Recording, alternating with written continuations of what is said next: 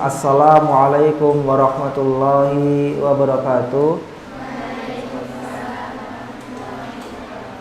Sebentar, ini kipasnya dimatikan satu yang sini biar nggak terlalu ganggu suara.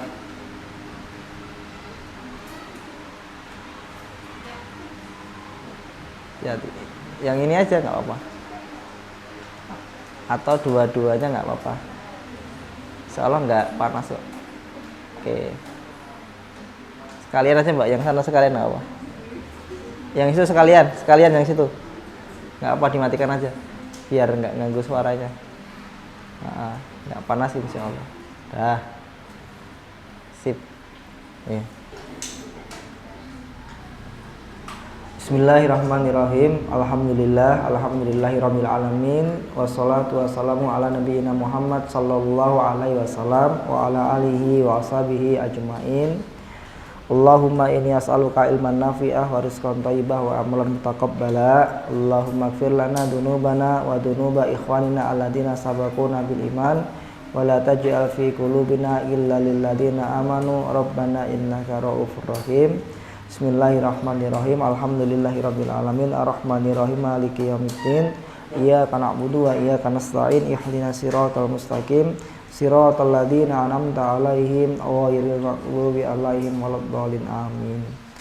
Alhamdulillahirabbil alamin. Santriwati dan santri yang insyaallah dirahmati Allah Subhanahu wa taala.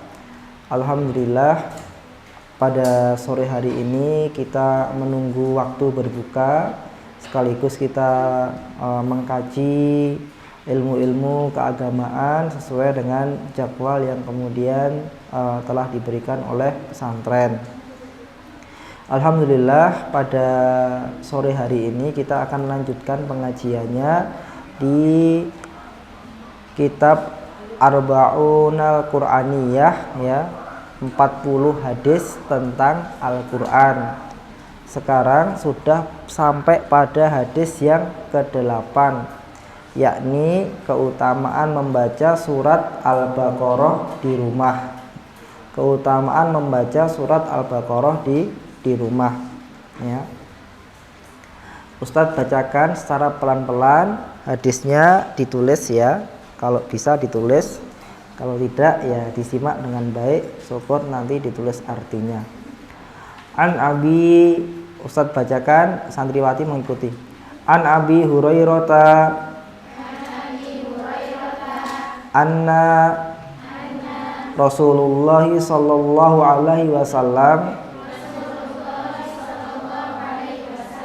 qala la taj'alu buyutakum maqabira inna syaitana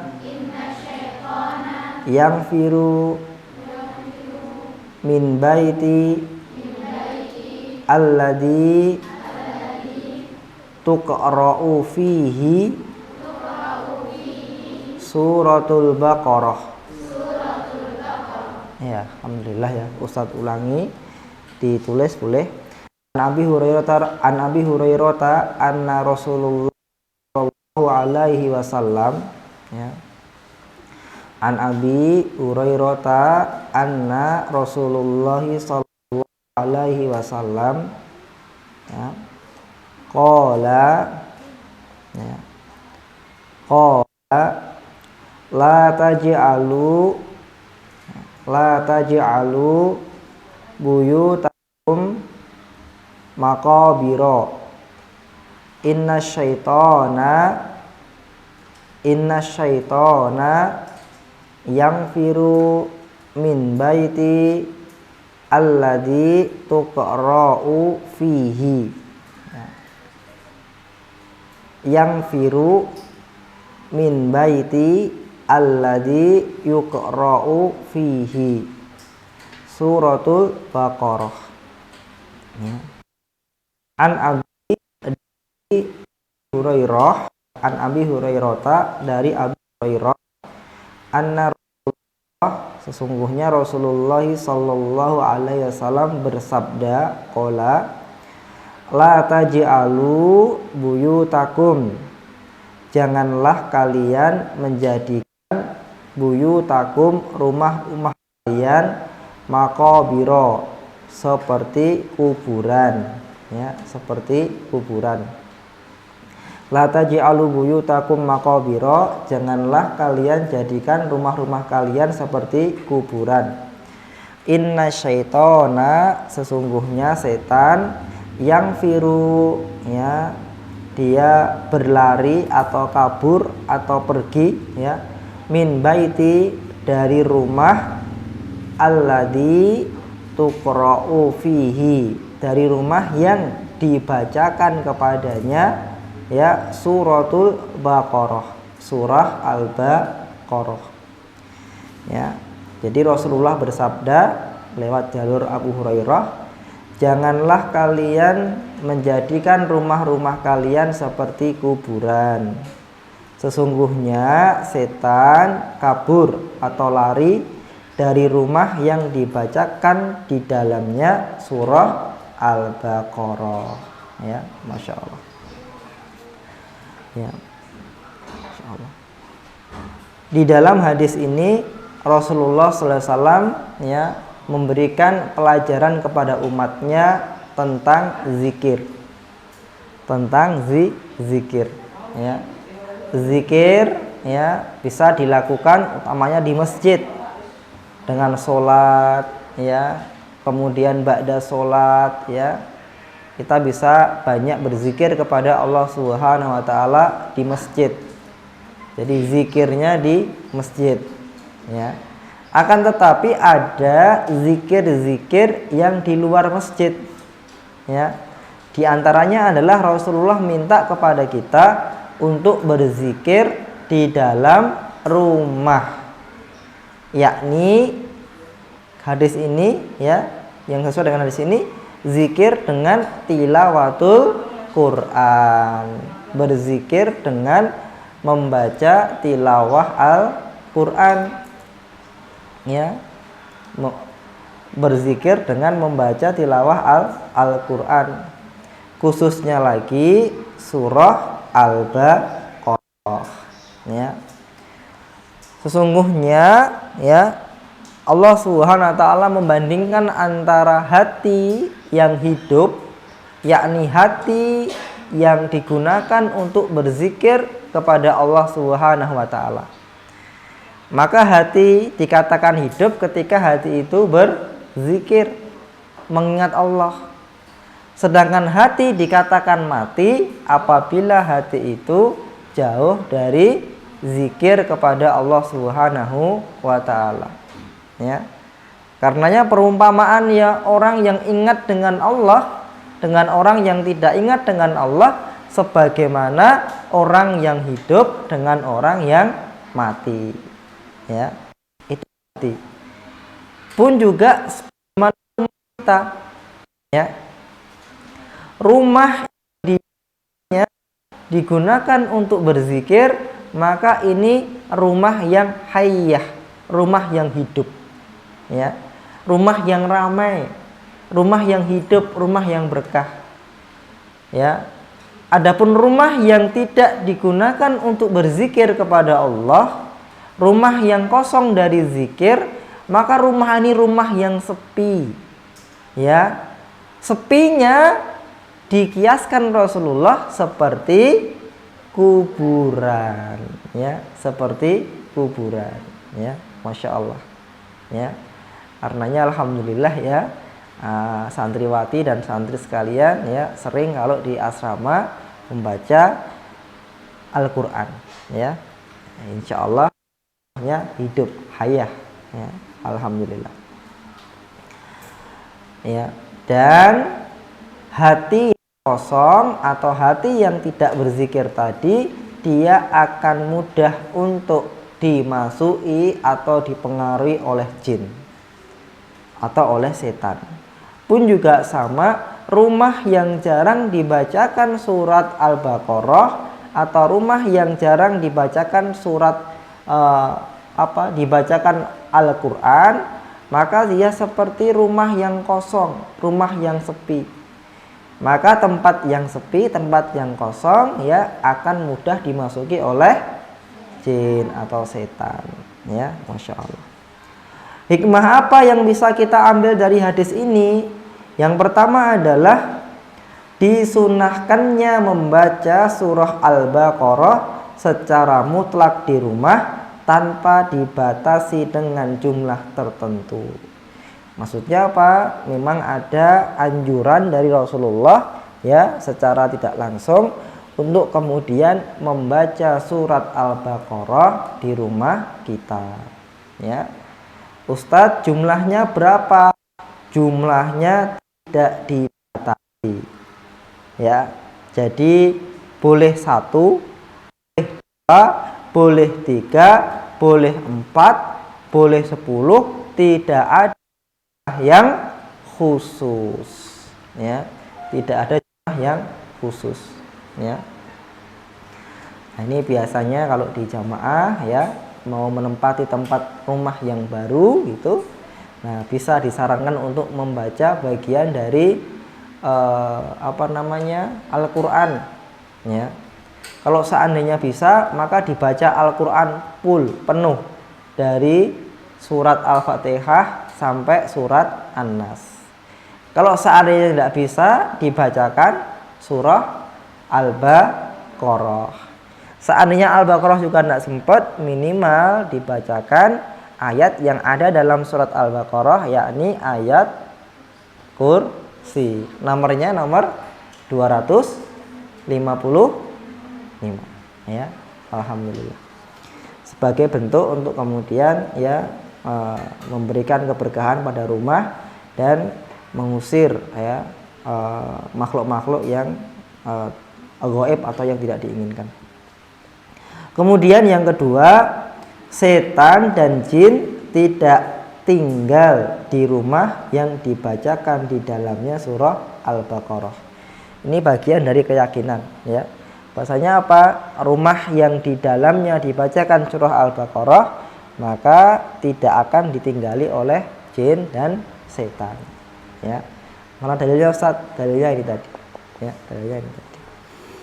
Kemudian yang ketiga, setan dan jin di rumah-rumah manusia ya dan mengusirnya dengan zikir kepada Allah dan membaca Al-Qur'an, khususnya surah Al-Baqarah ya. Maksudnya adalah setan dan jin itu bisa jadi dia tinggal di rumah-rumah yang dibuat oleh manusia ya. Bisa jadi dia berada pada rumah yang dibuat oleh manusia ya. Maka ada istilah rumah hantu ya.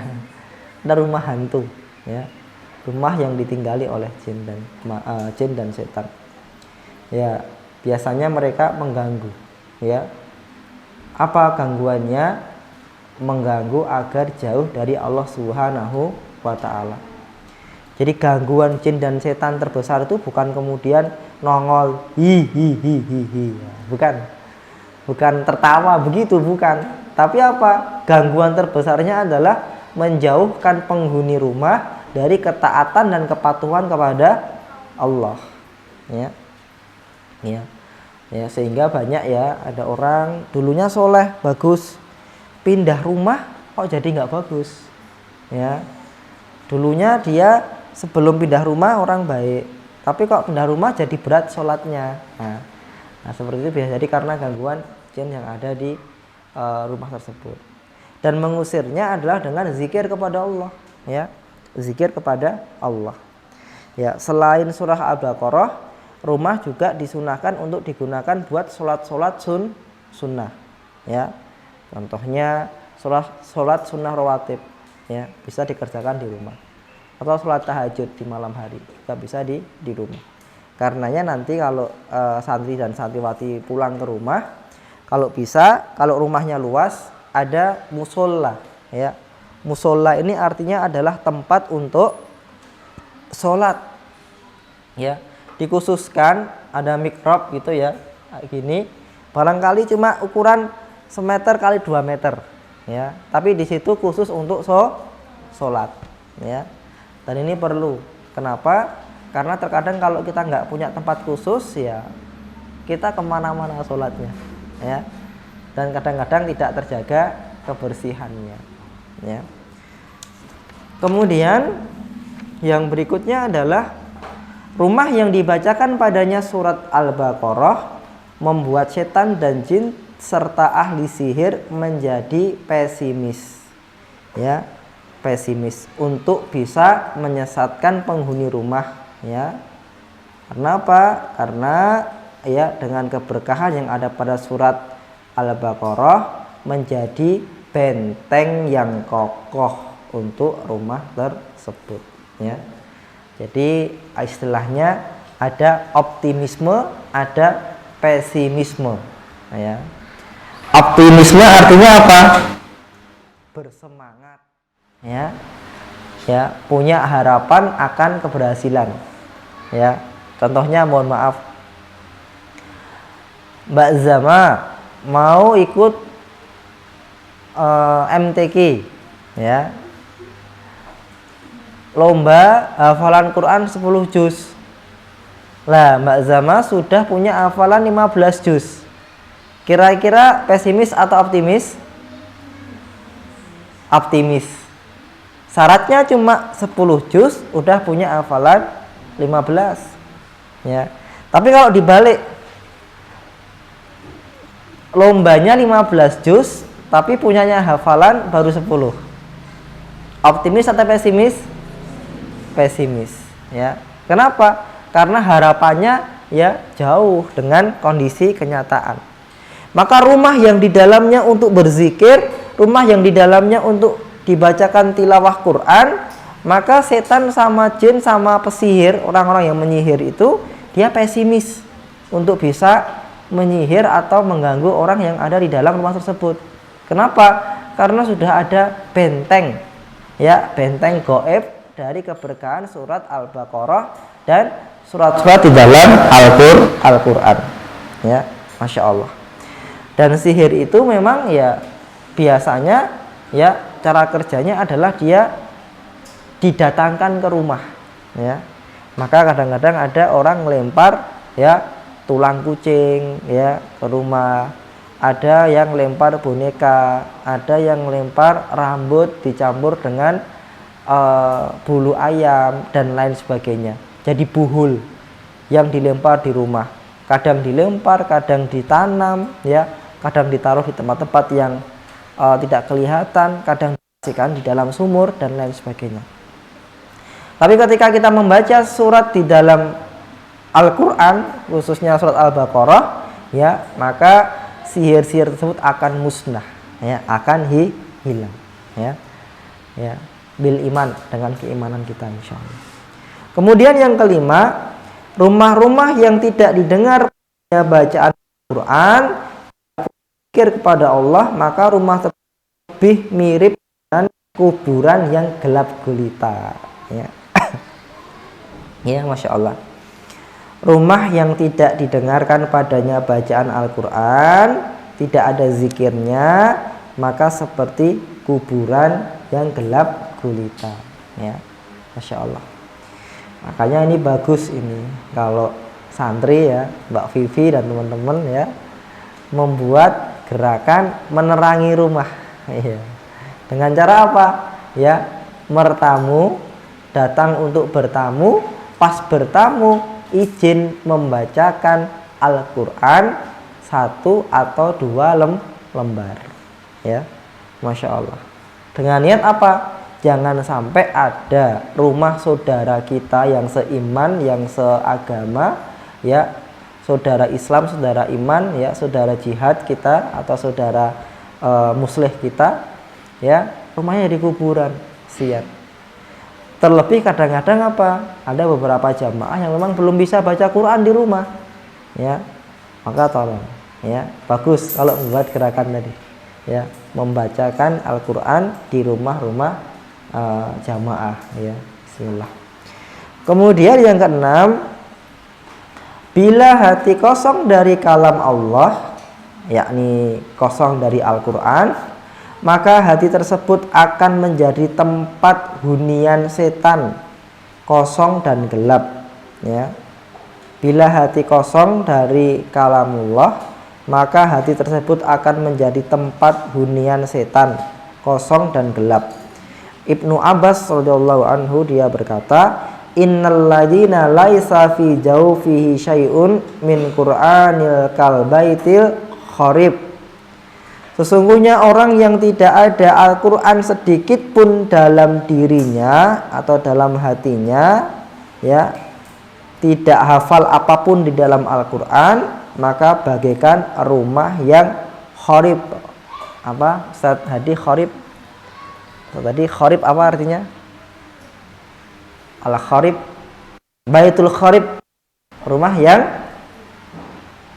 yang ya, Masya Allah, rumah yang hancur, ya. Jadi kata Ibnu Abbas, ya, beliau bagian dari umatnya kaum muslimin, ya, sesungguhnya orang yang tidak ada padanya Al-Quran meskipun sedikit pun, ya, di dalam dirinya, maka itu seperti rumah yang hancur. Artinya apa? Berantakan, ya, tidak bisa ditempati, tidak bisa membuat tenang, tidak bisa membuat nyaman, ya, dan tidak sedap dipandang mata, ya. Alhamdulillah santriwati sama santri di sini berusaha terus memperbaiki hatinya dengan apa? Banyak mengambil bagian dari Al-Qur'an. Lah minimal, ya, kalau di jamaah ya minimal, ya, menghafal surat yang pertama surat Al-Fatihah, yang kedua surat sama kulhu, minimal itu. Sehingga ini perlu dicek jamaah-jamaah sekitar kita, gerakan mengal-fatihahkan atau menganaskan, mengkulhukan atau mengfalkan, ya, agar apa? Agar hati jamaah di sekitar kita tidak seperti rumah yang hancur, ya. Ya, jadi Al-Fatihah, ya, Masya Allah. Dan Ustadz kira, ya, peluang untuk kemudian memperbaiki bacaan Al-Fatihah jamaah di sekitar kita.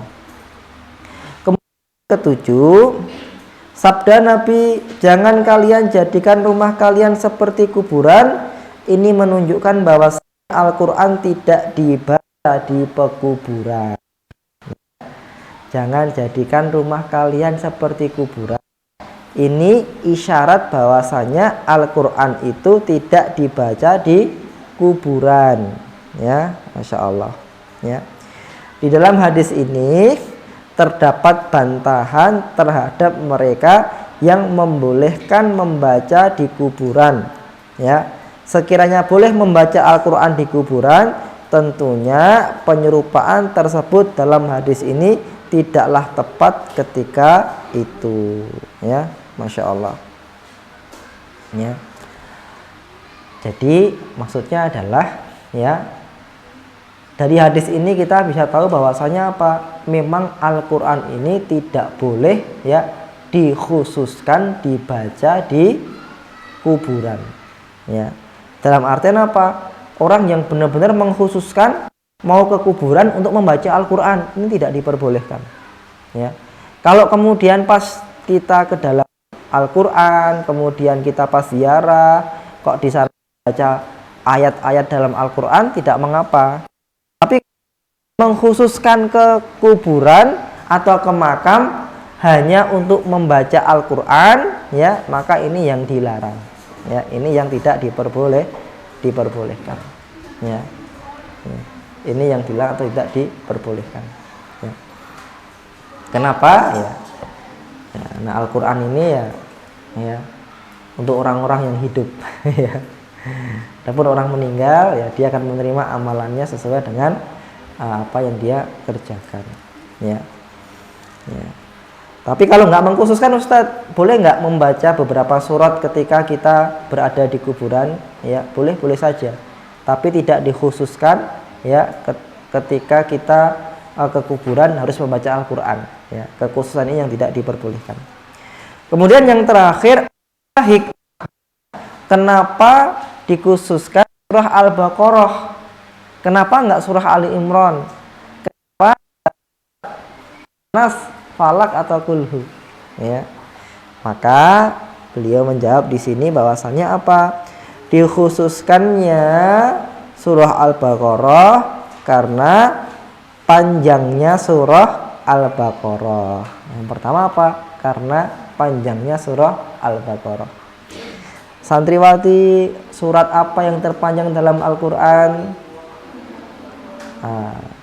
Karena panjangnya surah Al-Baqarah. Kemudian yang kedua apa? Selain panjang, di dalam surah Al-Baqarah banyak terdapat asma Allah, nama-nama Allah Subhanahu wa taala, ya.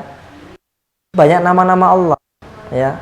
Ada Ar-Rahman, ada Ar-Rabb, ya, ada Al-Hayyu, Al-Qayyum, Al-Ali, Al-Azim dan sebagainya, ya. Insyaallah. Selain nama juga disebutkan sifat-sifat Allah di dalam surat Al-Baqarah, ya.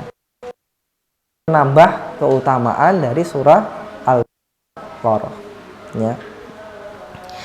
Maka salah satu hubungannya dengan Al-Baqarah dan setan, boleh ya, atau mengusir jin yang masuk ke dalam orang itu dengan menyebut banyak namanya Allah. Bisa dengan Allahu Akbar, ya, sifat Allah Subhanahu wa taala. Kemudian ulama berkata, di dalam surah ini, ya, terdapat 1000 perintah, 1000 larangan, 1000 hikmah dan 1000 kabar atau berita, ya, Masya Allah. Ya, inilah yang kemudian membuat surah Al-Baqarah, ya, memiliki keutamaan dan dikhususkan untuk kemudian baca di rumah-rumah kita, insya Allah. Ustadz, kalau seandainya nggak dibaca, cuma ditempelkan saja apa, surat Al-Baqarah, ya, kalau ditempelkan saja tidak dibaca, ya, tidak sesuai dengan yang hadis tadi, karena hadis tadi perintahnya adalah membaca surah Al-Baqarah, ya, Al-Baqarah, ya. Tapi belum bisa baca, ya, gimana?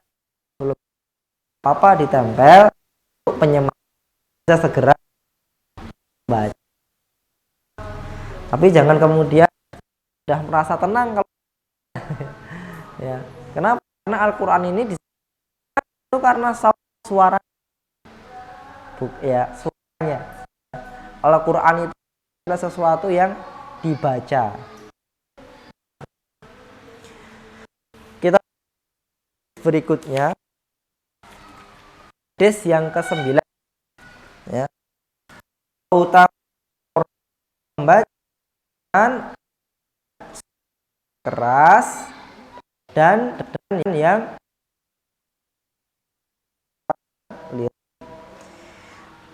baca ikuti. An Uqbata Bani Amirin Bani qala Rasulullah sallallahu alaihi wasallam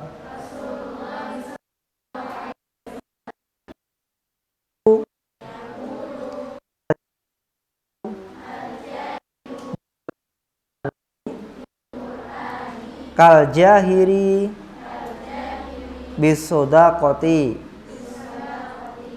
wal musirru bil qur'ani kal musirri bisodaqati, ya, insyaallah, ya, monggo ditulis nggak apa-apa. An Uqbata, ya, an Uqbata, an Uqbata, ya, ibni Amir, ya, Amir Al-Juhani, ya, Al-Juhani, qala sami'tu Rasulullah sallallahu alaihi wasallam, ya, Yaqulu, ya, yaqulu al-jahiru, al-jahiru, al-jahiru bil Qur'ani, ya, bil Qur'ani, ya, bil Qur'ani kal jahiri bis sodaqoti, kal jahiri bis sodaqoti, ya. Wal musirru bil Qur'ani kal musirri bis sodaqoti, ya. Wal musirru bil Qur'ani kal musirri bis sodaqoti. Artinya dari Uqbah bin Amir al-Juhani, Uqbah bin Amir al-Juhani, ya, berkata, aku mendengar Rasulullah sallallahu alaihi wasallam bersabda, yang membaca Al-Quran dengan suara nyaring, ya, seperti halnya orang yang terang-terangan dalam bersedekah, ya. Orang yang membaca Al-Quran dengan suara nyaring, keras, maka seperti halnya orang yang terang-terangan di dalam bersedekah. Sedangkan yang membaca Al-Quran dengan suara lirih, pelan, ya, sir, musir, musirru, seperti halnya orang yang merahasiakan sedekahnya, ya. Seperti halnya orang yang merahasiakan sedekahnya, ya. Ya.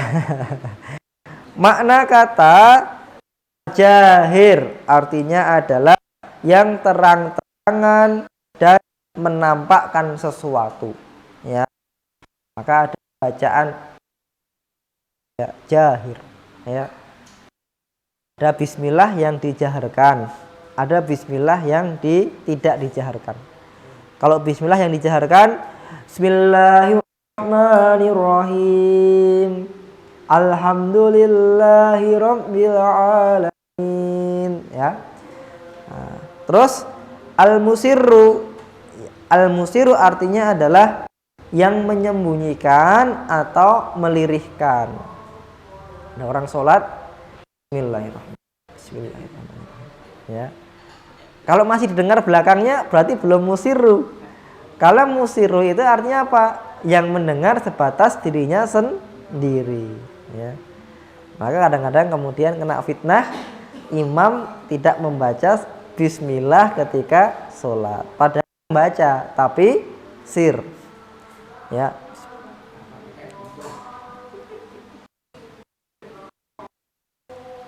Alhamdulillahi rabbil alamin. Ustadz bismillah nggak tadi? Nggak tadi? Ustadz baca tadi?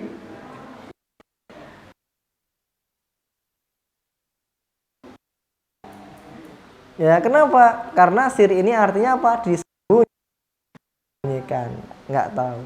Tapi husnudon kita, sangka kita, kalau yang nggak baca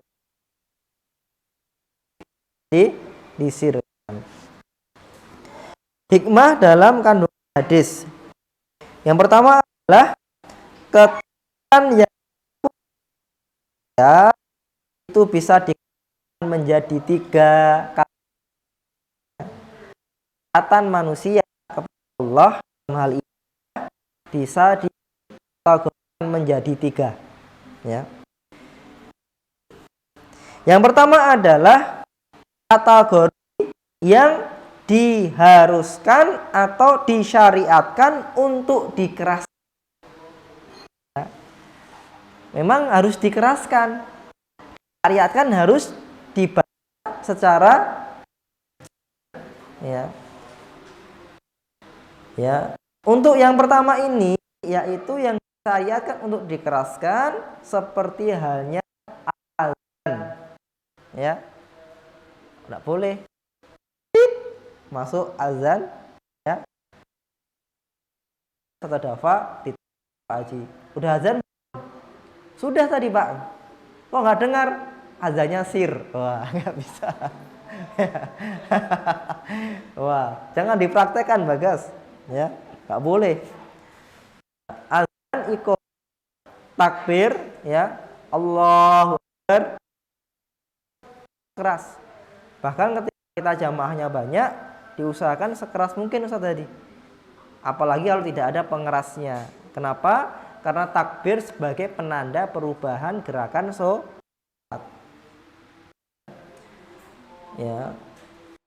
Termasuk juga dalam bacaan dalam sholat berjamaah dan khutbah-khutbah yang disyariatkan, ya, setelah Jumat dan lain sebagainya.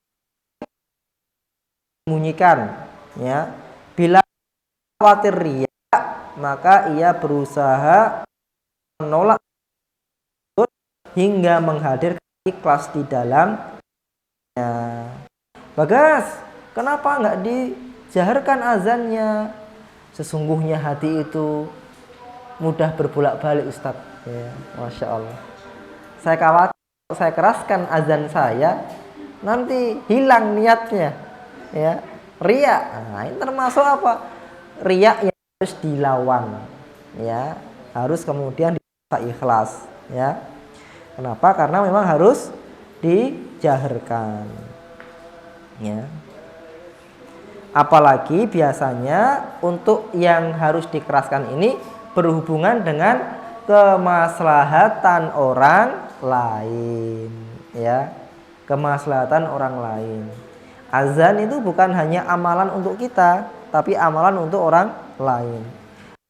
Juga imam, ketika jamaah yang bacaannya jaharkan itu maslahat buat orang, ya, ya. Bagas, Allahu Akbar, Masya Allah, ya. Karena malu bacaannya, ya. Bismillah, Alhamdulillahirrahmanirrahim, Malik yaumiddin, iyyaka na'budu wa iyyaka nasta'in. Nah, dia dapat maslahatnya, tapi yang di belakangnya makmumnya tidak dapat mendengarkan yang dia baca. Berarti apa? Tidak maslahat buat jamaah, ya. Apa? Karena juga ketika mendengar Al-Fatihah bisa menambah kekhusyuan di dalam sholat.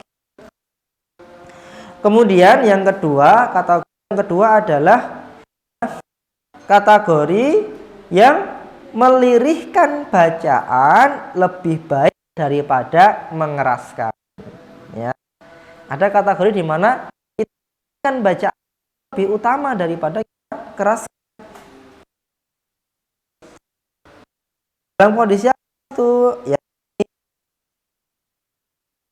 bacaan seorang yang ada di belakang imam, ya. Ada kemudian, mohon maaf kan, makmum kan juga membaca beberapa bacaan sholat ketika di belakang makmum, di belakang imam.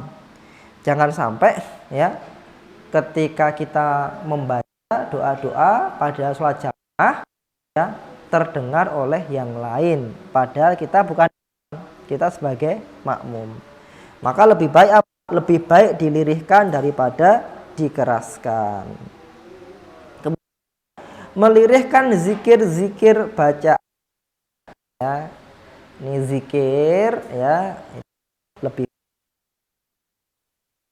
ya, tidak dikeraskan, insyaallah, ya, zikir, ya.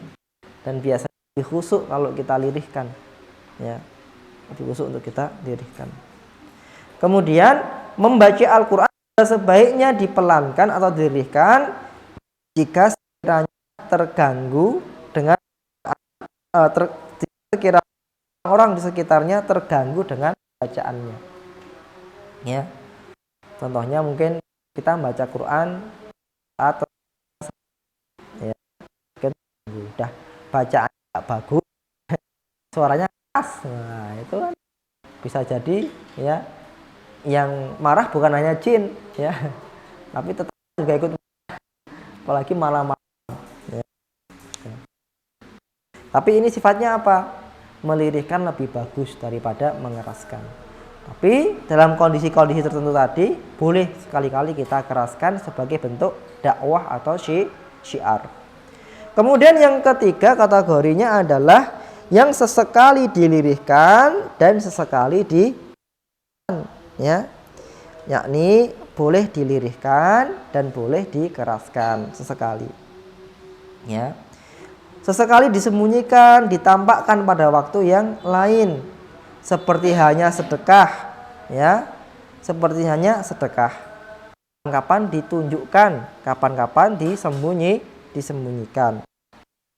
Hal ini berhubungan dengan apa? Kemaslahatan untuk dirinya sendiri. Bila khawatir atas dirinya atau dia tahu bahwasanya hatinya riya, yang baik adalah menyembunyikan daripada menampakkan, baik disembunyikan. Firman Allah di surat Al-Baqarah ayat ke-271, dan jika kamu maka menyembunyikan itu baik ini, ya. Kalau kita takut, ya, bacaan juga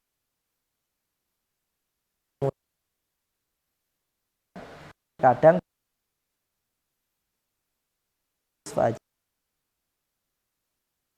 Al-Quran ini kadang juga karunia dari Allah. Sebagaimana ada penyanyi yang nyanyinya bagus, suaranya enak dengar, ada juga yang tidak. Terkadang kita udah belajar Quran sesuai makhrajnya, sesuai dengan tajwidnya, tapi ketika kita baca ada yang santri yang lebih enak didengar. Maka Allah bisa, tapi yang udah potensi bagus. Nah, kalau dia membacakan kemudian ya sembunyikan, ambil latihan apa? Membacakan hatinya, ya. Dan ini dikembalikan kepada orang tersebut, ya. Jadi jangan tanya ke temannya, bagusnya aku membaca keras atau pelan. Semua dikembalikan kepada kita karena yang tahu kita terjangkit riya atau tidak, ya. Namun apabila ia adalah imam masjid di kampungnya, maka tidak boleh baginya untuk melirihkan bacaan, karena itu menyelisih sunnah, ya. Kalau imam tetap tidak boleh dilirihkan, harus dikeraskan karena sunnahnya dikeraskan, ya. Betul. Kemudian hikmah yang kedua, mengeraskan lebih utama bagi orang yang tidak khawatir dijangkiti dengan syarat ia tidak mengganggu orang lain, baik itu orang yang sholat, tidur atau lainnya, ya. Hal itu karena beramal dengan terang-terangan, kemanfaatnya tidak berada diri sendiri, tapi menjalar kepada orang lain yang bisa berwujud orang bisa mendengarkannya, belajar darinya, merasakannya, atau ada untuk keagamaan, ya. Mengeraskan bacaan itu lebih utama dengan syarat, ya. Yang pertama adalah tidak dijangkiti oleh riya. Yang kedua, tidak mengganggu orang yang ada di sekitar kita, tidak mengganggu orang yang sholat dan yang tidur dan lain. Keraskan suara. Kenapa? Karena di dalam Al-Quran itu ubudiyahnya bukan hanya kiroah, tapi tasmiah. Mendengarkan Quran itu juga bagian dari peribadah. Maka kalau tambah lagi atasnya, harus dua hal ini dikembangkan, ya. Kemampuan untuk mendengar, kemampuan untuk membaca, dan kemampuan untuk mendengarkan, ya. Terkadang kalau kita ustadz itu atau santri atau santriwati, kalau ada orang lain baca Quran, ya, kita nggak mau mendengarkan, ya. Kenapa? Karena bukan kita yang membaca, ya. Maka ini bagian sesuatu yang tidak benar, ya. Apalagi mohon maaf, ini kalau nggak mengganggu, suara Quran ini akan bisa memberikan pengaruh, ya. buat orang jadi ibadah. Contohnya ini Komar ini rutin ada suara Quran. Ibadah ini bisa meskipun hanya mendengarkan suara Quran, ya, luar biasa, ya. Dan masya Allah, kalau kita orang bacaan, maka hal pertama yang dilakukan apa? Mengajak dia banyak membacakan Al-Quran, ya, masya Allah. Kemudian yang ketiga, di antara faedah dari mengeraskan bacaan adalah bisa menggugah hati orang yang membacanya, membuatnya lebih konsentrasi dan mengusir kantuk dari matanya, serta menggelorakan orang lain untuk beribadah. Maksudnya apa? Memang kalau kita keraskan itu faedahnya banyak buat diri kita. Minimal tidak ngantuk. Yang kedua, nambah konsentrasi, ya. Yang berikutnya bisa menggugah hati kita, ya. Ada santriwati, ya, di depan asrama, ya, baca Quran sir, ya. Ustadz keluar ke markas, ya, baca sir, ya. Ya. Selang 30 Ustadz kembali dari markas masih sir, ya, tapi udah begini, ya.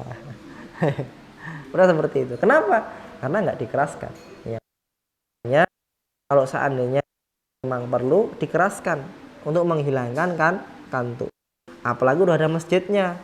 Kalau pas mau baca malam-malam kesini aja 2 orang 3 orang baca di masjid yang keras, apa-apa, ya. Itu akan mengusir kantuk. Kemudian di antara petunjuk Nabi Shallallahu Alaihi Wasallam adalah bahwasanya beliau sesekali mengeraskan Al-Quran dan lain kali beliau melirihkan sesuai dengan kemaslahatan, sesuai dengan kebutuhan. Kalau perlu dikeraskan, dilirihkan, ya. Bagaimana hadis dikatakan bahwasanya kanat qiraatun Nabi sallallahu alaihi wasallam bil laili yarfa'uhu tauran wa yahfidu tauran. Adalah bacaan Nabi pada malam hari, sesekali beliau mengeraskan dan sesekali beliau merendahkan. Pilihan monggo sesuai dengan kemaslahatan, ya. Kalau ada orang yang sedang bertengkar, bagusnya dikeraskan atau dilirihkan bacaan Qurannya.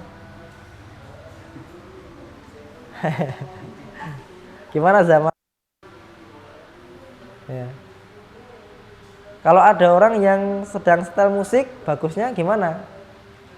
Ya, keraskan atau dilirihkan bacaan Qurannya? Ya. Nanti direnungkan, ya, dicari jawabannya nanti. Ya. Kemudian yang berikutnya, ya. Nomor 5, aku mengatakan Rasulullah SAW menyampaikan bacaan Al-Quran secara jahar dan siri dengan sedekah secara terang-terangan dan sembunyi-sembunyi. Karena Al-Quran adalah ruh, ya, adalah energi hati manusia. Sebagaimana sedekah adalah energi kehidupan jasmani manusia. Masya Allah, ya. Ini kan tadi kenapa perumpamaan yang dipilih itu adalah sedekah. Kenapa nggak sholat? Tadi kan siapa yang membaca Quran suara keras, maka seperti dia sedekah terang-terangan. Kenapa nggak pakai siapa yang membaca suara Quran keras, maka dia seperti sholat terang-terangan. Ya. Tapi kenapa yang dipakai adalah sedekah? Ya, kata pengarang bukunya, karena Al-Quran ini adalah energi buat hati. Sedangkan sedekah adalah energi buat jasmani. Energi. Kiasnya begitu. Ya. Kemudian yang keenam, kita dapati dalam hadis di atas dan juga hadis lainnya, kenapa digandengkan penyebutan Al-Quran dan mengajarkannya dengan infak fisabilillah. Ini artinya adalah kenapa Rasulullah menyebutkan Al-Qur'an dengan sedekah, Al-Qur'an dengan infak, ya. Kenapa dihubung apa Al-Qur'an dengan sedekah, apa Al-Qur'an dengan infak? Maka beliau sampaikan, ya, sebaik-baiknya harta adalah yang mereka infakkan dalam mengajarkan Al-Qur'an, halaqah Al-Qur'an, dan mencetak Al-Qur'an. Bahasanya apa?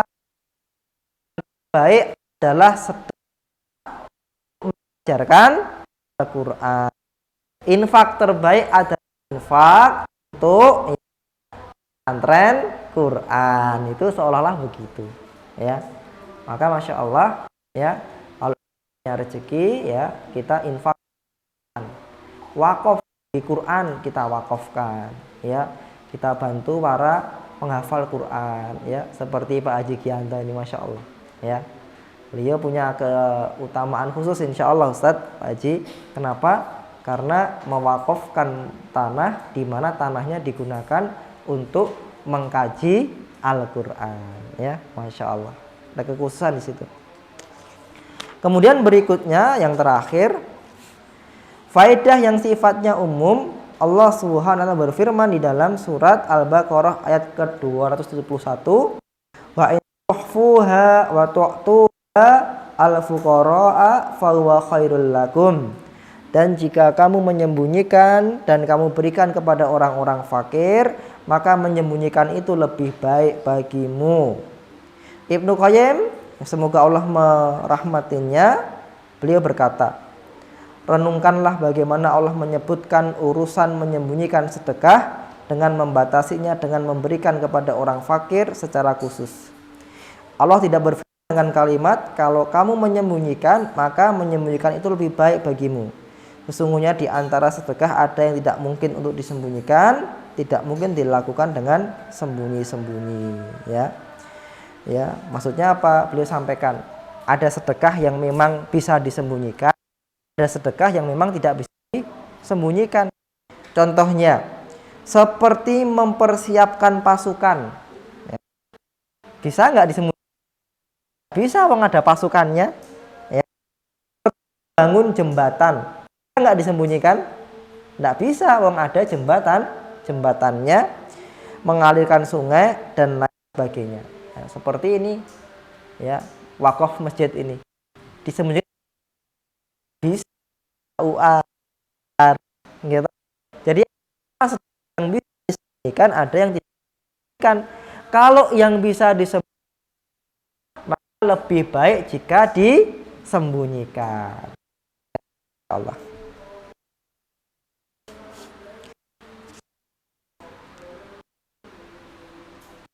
Terutamanya ketika memberikan kepada si fakir atau yang tidak mampu, kita lebih baik disembunyikan. Kenapa? Yang pertama, tidak mengumbar keadaan si fakir, ya. Ini kadang-kadang juga ada kiai yang kritis ketika ada bantuan, ya, sumbangan untuk anak yatim atau duafa, dipanggil ke panggung, ya, dipertontonkan. Kalau perlu disebut namanya, disebut, jadi juga merendahkan atau, ya, mengumbar keadaan fakir. Tapi Ustadz, ini buat memotivasi, ya monggo, yang namanya pendekatan itu masing-masing bisa. Yang penting apa? Yang penting jangan sampai kemudian kita, ya, ketika membantu kita merendahkan keadaan yang kita bantu, ya. Kemudian menyembunyikan adalah apa? Tidak membuatnya malu di hadapan orang lain, ya. Masya Allah, ya, kita ngasih makan ke anak yatim atau ke janda itu, ya, kita share di masjid, ya. Itu kalau ada yang dapat hal seperti ini apa, ya, bisa malu seperti kan ini, ya, seperti itu, dan tidak menempatkan dalam posisi yang membuatnya malu, dan juga agar orang lain tidak melihatnya, ya. Maka dalam posisi ini, tangan yang di bawah, ya, orang yang tidak punya apa-apa akan malu apabila diketahui oleh orang lain, ya. ya. Sehingga ya kalau kita ingin membantu orang ya kalau bisa nggak usah diekspos ya. Kenapa? Karena kadang-kadang orang itu akan malu ya, malu ya, dan buat orang lain kadang enggan berhubungan dengan orang, apalagi zaman sekarang milih-milih. Kalau gaul biasanya milih yang ganteng, cantik, ya toh, berpendidikan dan lain sebagainya ya. Karenanya kalau kita mau membantu nggak perlu kemudian kita umbar untuk menjaga kehormatan orang yang kita bantu ya. Alhamdulillah, mungkin demikian yang bisa Ustadz sampaikan. Ini waktunya tinggal sedikit, kita persiapan untuk buka ya. Dan ini Masya Allah, mohon doanya buat santriwati sekalian. Ini teknologi terbaru, memang ini hijabnya transparan ya, belum dipasang ya. Jadi tembus pandang ya. Nah, ini santri berdoa semoga bisa segera Ustadz belikan korden ya, sehingga bisa tertutup insya Allah. Allahumma amin insya Allah.